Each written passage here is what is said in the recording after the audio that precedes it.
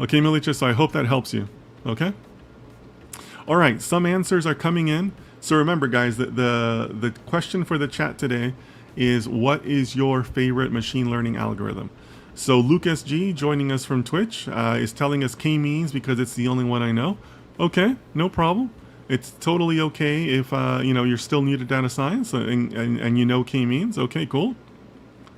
Joseph says k-means clustering. Okay, that's interesting. Both of you chose k-means. Why is that? Are you guys?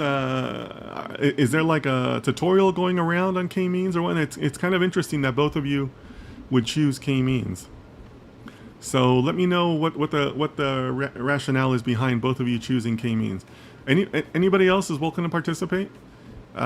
Just let us know what your favorite machine learning algorithm is. I'll give you guys a few more minutes, and then I'll give you my answer. And if you're joining us late on Instagram or on YouTube, feel free to let us know where you're from. I always like to do that global roll call. Rex Riker, good morning, everyone. Good to see you too, my friend. Rex is a big participant on both our chats and on our Discord.